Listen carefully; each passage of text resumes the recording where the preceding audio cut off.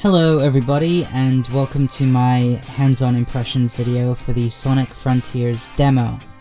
So, on Thursday, I went to EGX in London, which is a gaming expo, where Sonic Frontiers had a playable demo available.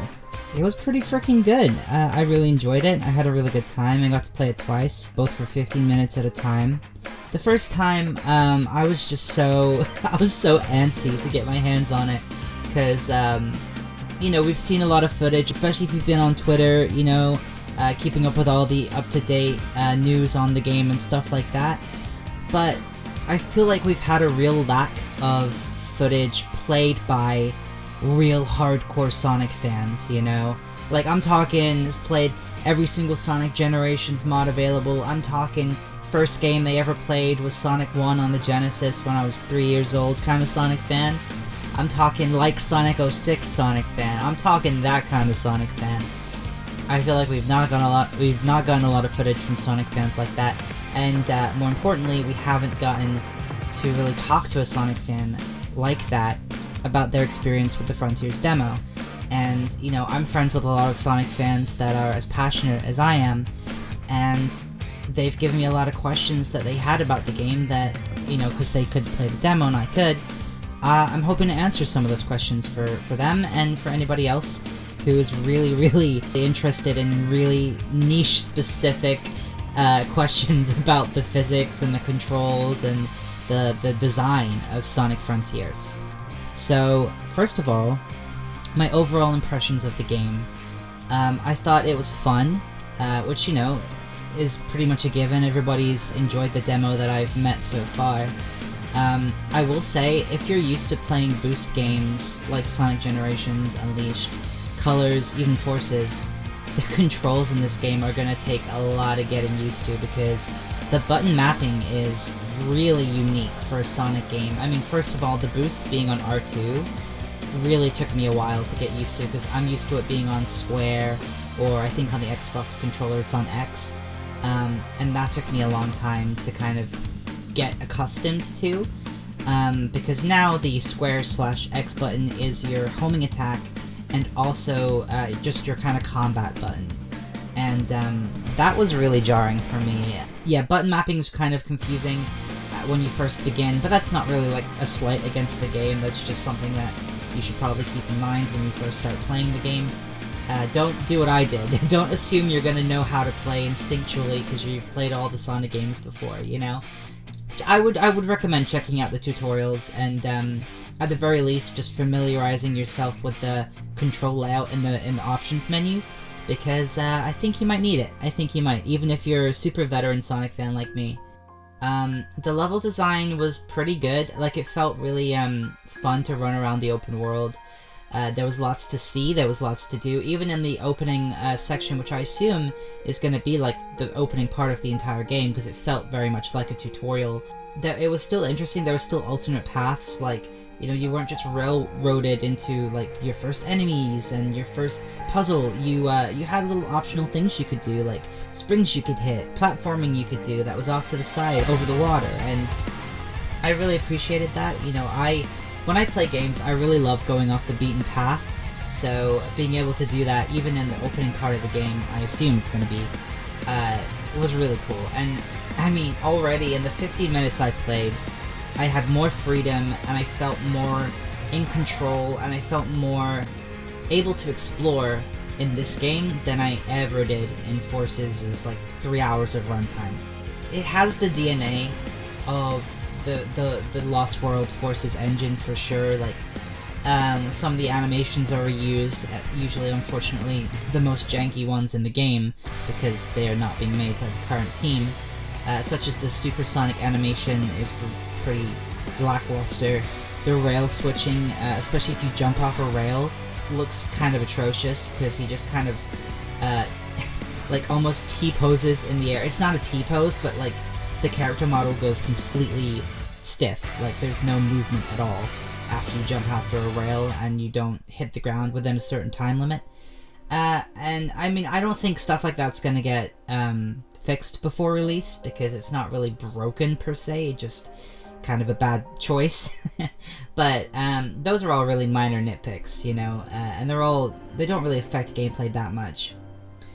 Something I will say that is a gameplay thing that very much, I assume, was kept from Lost World, is that when you're not boosting as Sonic in the open world, and even in Cyberspace actually, your base movement speed is awful.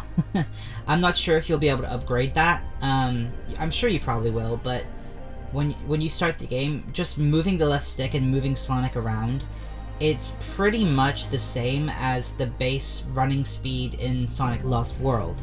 So, you know, when you're not pressing the run button in Sonic Lost World and he kind of just jogs around at the speed of not sound, that's exactly the base running speed in Sonic Frontiers, and it's just kinda, it doesn't feel good.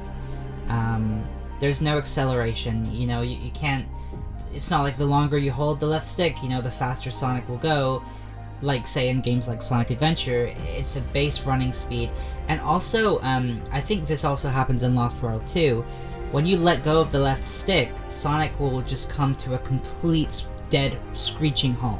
There's no like him running for a little second afterwards. It's just completely dead stop. And it's not just when you're walking slowly either, it's also if you're boosting and you just let go of all the buttons, he will come completely dead in his tracks.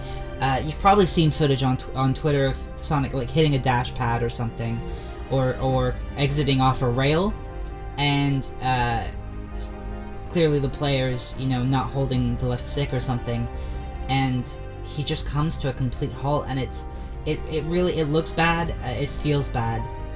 I'm not a huge fan of the complete lack of deceleration. It's really, it's not good. And no other Sonic game does this from what I remember. There's always been like kind of a weight to Sonic, you know, where, you know, if you let go of the left stick, even in games that are pretty like lacking in physics, like Sonic 06, doesn't have this issue. If you run with Sonic and then you let go, there is a brief second where he comes to a stop. And yeah, I just think it's a bit of polish that this game would really, really benefit from, but unfortunately, it does not have that. Which is a bit of a shame, because that would feel good.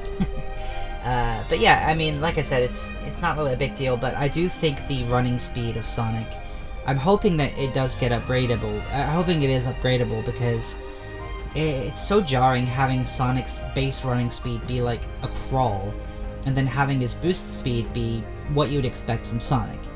It's just kind of annoying, because there's like a middle ground between his running and his boost speed that would be really nice to have just for general platforming and running around. But the fact that you really have to commit to either going super fast or super slow, it's kind of not fun. So, like I said, I'm not sure if it's going to be upgradable. If it is, you can discount this complaint. If it isn't, then yeah, that's one little gripe I have with the movement speed that I kind of wish they didn't keep from Lost World. Anyway, that's kind of an overall thoughts on his movement. So about the combat. The combat I thought was pretty fun. It's not so super difficult. I played on the hard difficulty, which apparently the difficulty only affects combat and nothing else in the game, which also kind of is a bit weird, but I get it, you know, for people that don't want to deal with super big enemy health bars, I get it. But even on hard mode, the combat wasn't exactly super engaging. I just kind of, you know, was mashing buttons and dodging every now and then with the bumpers, and it kind of worked out. Granted, I did not unlock any of the combat upgrades, any of his moves or anything, so, like, you know, don't take this as a this combat is button mashy, because I'm sure once you get combos and stuff, it isn't, but that was my experience with the combat. Take that for what it's worth. So combat, running around, we've talked about. Now let's get into some really super specific notes I made throughout my demo experience. This territory is kind of more for super hardcore Sonic fans. If you're just a casual fan who wanted to know about my experience with the game, that was it, basically. Now let's get into some very specific notes that I made that I think Sonic fans will be really interested in kind of finally having someone discuss. So one thing I noticed is that the controls in Cyberspace are set. You know, none of your sliders that you have to affect Sonic's speed, turning speed, acceleration, any of that, none of that matters in Cyberspace. It's all completely thrown away, and you're given a set control set for Cyberspace. On one hand, I kind of get why, because these are levels that are designed, right? These aren't just kind of open fields you can run around in. So when it comes to stuff like platforming, you'd have to have a certain, you know, jump height, for example, in order for the platforming to be doable. So I get why the controls are set. However, the controls aren't very good in Cyberspace. Again, the base running speed is exactly the same as Lost World. It's really slow, but the boost speed is, I think, a bit faster than your base boost speed in the open world, which obviously makes sense since a lot of the Cyberspace levels are taken from previous boost games, and you want to be able to match the speed in those games. However, the combat also is not in any of the Cyberspace levels, which I gotta say was kind of disappointing, especially if they're planning on adapting levels from like Sonic 06 or Sonic Heroes. I was kind of looking forward to seeing like combat rooms and stuff being adapted, and kind of being able to use that Frontiers combat, which is arguably, you know, the biggest innovation that the game has for Sonic's controls, and being able to use them in old levels would really make these old levels feel a lot less recycled and give them a whole new breath of life. But unfortunately, there is none of the combat in the Cyberspace levels. It's purely just homing attack. The enemies all die in one hit. You know, yeah. And also, there aren't that many enemies in these levels at all. It kind of has the Forces problem, where it feels like, you know, like especially in classic Sonic Forces levels, you could maybe go an entire level and see like 3 enemies. Kind of the same in Cyberspace so far. I'm sure later islands will probably get a bit more difficult as they adapt, you know, harder levels, but so far I was pretty underwhelmed with Cyberspace. You can't even Psyloop in Cyberspace, which would have been a fun addition, but yeah, none of that. Just homing attacking is your only form of enemy combat in Cyberspace, which, you know, is a bit of a downside. Now, as for the topic of momentum, I saw a video going around on Twitter of a guy apparently proving that momentum exists in Sonic Frontiers by drop dashing down a hill. You know, everybody in the replies was getting excited, which is super understandable. I just felt really bad for those people, because as someone who played the demo, the very first thing I did when I got into this demo for Sonic Frontiers was test momentum. That was literally my main goal of the demo, was to find out, does momentum exist in this game? You know, how much of it exists? How does it feel? And so for about 7 minutes of my 15-minute playtime for the first demo run-through, I found a hill, and I tried all sorts of stuff on that hill to see if a momentum exists in the game. You know, I drop dashed down the hill, I drop dashed up the hill, I ran down the hill, I boosted down the hill, I did all sorts of stuff. There was even a rock wall I tried to climb up, and it like shot me down, and I was like, oh, is this momentum from not being able to go up a rock wall? It's not. There's like a trigger when you get to a certain height on the wall that it pushes you back down. I tried like spamming drop dash and boost to try and like cheese my way up the wall, but it didn't work. It's not like Sonic Adventure. There's no real way to like take shortcuts by boosting up walls or getting like massive height from slope jumps. There's not a lot of physics cheese in this game. Everything that you can do in the game expects you to do. You know, there's not a lot of cheesing it, which is kind of unfortunate, because an open world game, a Sonic game, would be the perfect place to implement more Sonic Adventure-esque skips and physics-based manipulation, but there's not a lot of that. And as for momentum, I can officially tell you that momentum does not exist in Sonic Frontiers, at least not in the open world. I've seen some people that have played 2D Cyberspace levels saying that there's a roll with momentum. I can't verify that because I didn't play any 2D Cyberspace levels, but in the open world, there is no momentum, no matter what footage looks convincing. I promise you it's not real. I drop dashed on flat ground. What happens is you get a boost of speed, and that speed boost lasts about 3 seconds, and then Sonic exits the drop dash and continues running. Now, when you drop dash up a hill, it doesn't affect the drop dash, so it works as if you were doing it on flat ground. You know, it's not like if you drop dashed up a hill, or if you spin dashed up a hill in a previous game, you'd either, you know, get a lot of airtime and it would act like a ramp, or you would spin dash for like a half of a second, and then going up the hill would cancel it, right?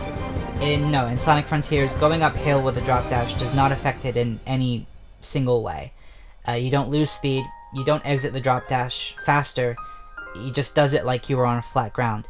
Now, drop dashing downhill actually does affect the drop dash.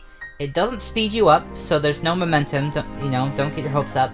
It doesn't make you go faster, you know, if you're the steeper the hill, the faster you go. It's not like that.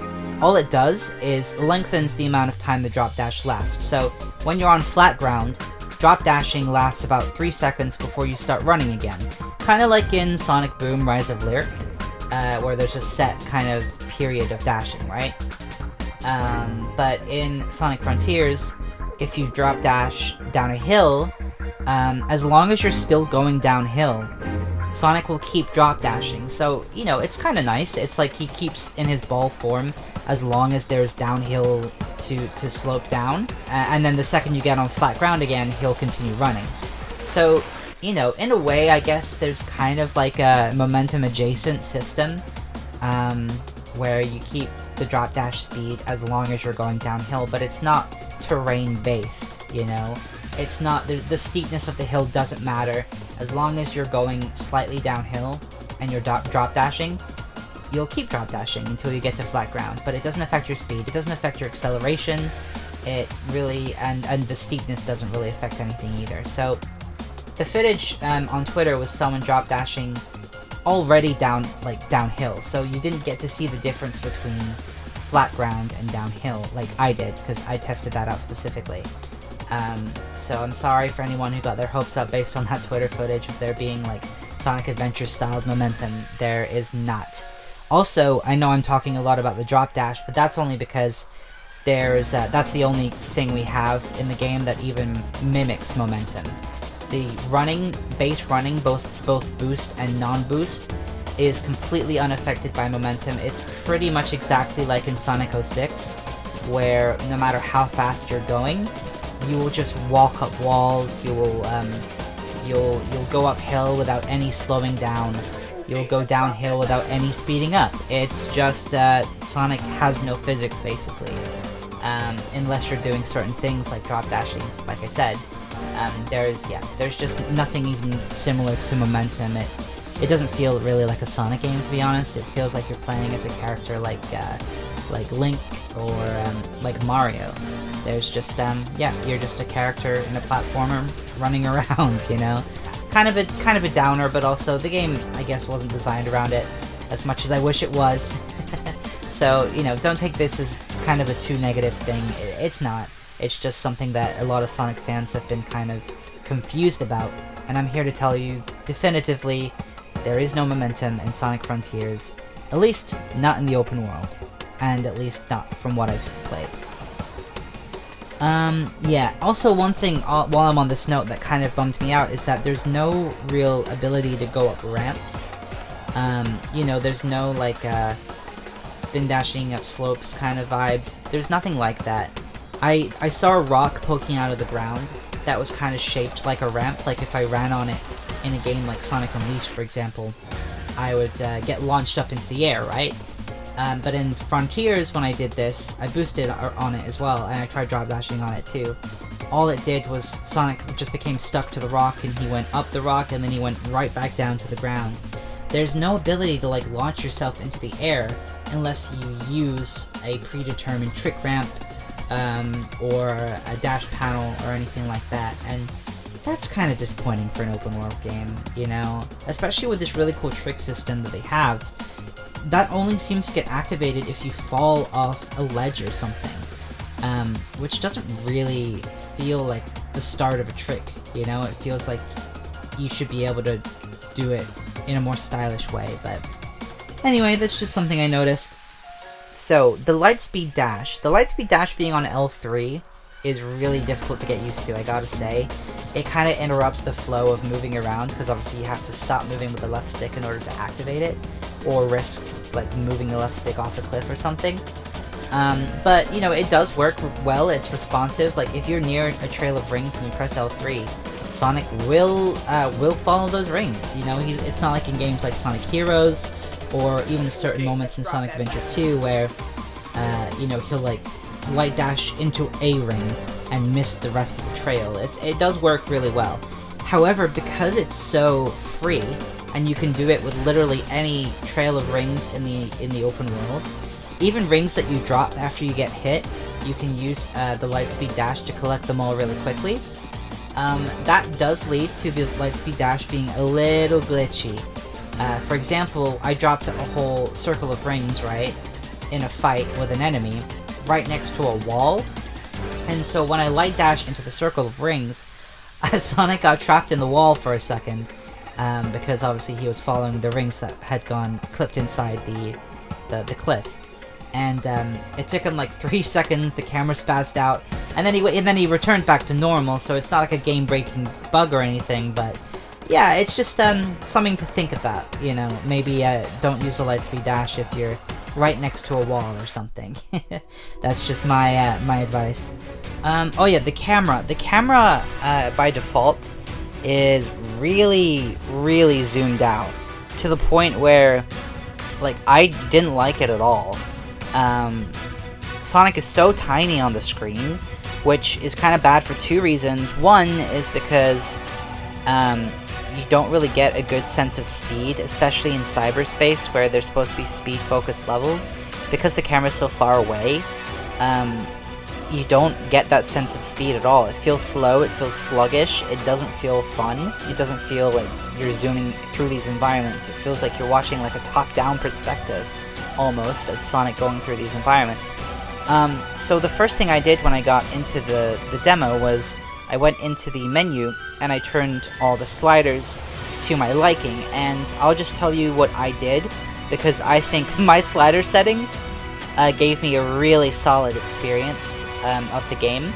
That was the closest I could find that kind of mimicked the camera and the speed of games like Sonic Unleashed and Sonic Generations. So first thing you gotta do is turn the camera slider all the way to 0, so it's as close to Sonic as possible, and turn the camera angle to about 50%, because that will make it so that you're not looking above Sonic, you're looking directly behind him, and I really liked how that looked.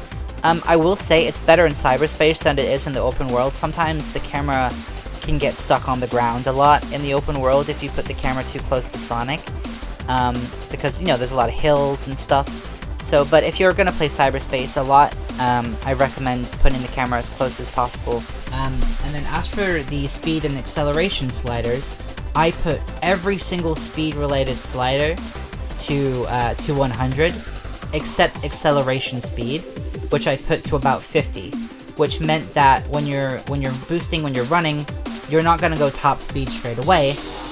You're gonna take, you know, a second or two to get there, which I like personally, because it reminds me more of the adventure games where there's, you know, momentum and stuff. But at the same time, I do think the fastest possible speed you can go in Frontiers without upgrading is not really that fast. Like, it's nothing close to Unleashed or Gens. It's like the Mach speed sections in Sonic Lost World. That is kind of the speed you're going in Sonic Frontiers, even when you're going your fastest. But obviously that's without any upgrades or infinite boost. The jump, I put the jump to the highest possible height, which actually was the default in the menu, in the demo, so I think that's the way they want you to play, and I mean, it makes sense, because the jump isn't really super high, even at its max setting. But yeah, that's the way I had it, and it worked fine. Like, the jump was good, though I will say the jump was very floaty. It felt like Sonic Colors Ultimate's jump, where, you know, your airspeed is really slow, It's also kind of like Sonic Forces, where your physics affect the jump, so like if you're jumping from a standstill, you might find it kind of difficult to platform because it's going to be hard to control your jump and you're not going to go very far. So I wasn't extremely a fan of that, but I will say I did a bit of platforming in the game. You know, there were some moments where you're supposed to like homing attack something or you know, hit a spring or something like that, and I chose to purposefully not take those routes so that I could do the slower, you know, jumping from platform to platform, and it worked. Like, I didn't have trouble landing on the platforms or anything like that, but it did feel a little finicky. It didn't, what I'm trying to say is it didn't feel smooth. It didn't really flow that well. Like, let's say Sonic Generations platforming, you know, you feel like you can go from fast to platforming and then back to fast really easily without stopping. Whereas in Sonic Frontiers, if you're wanting to do like jump from platform to platform platforming, you probably have to come to a complete crawl, which, you know, is not the best. Maybe it's a skill issue. Maybe when you get better at the game, you can kind of learn to incorporate speed into platforming a lot more. But yeah, that's so far, that's my take on the platforming. Not bad, but not super good either.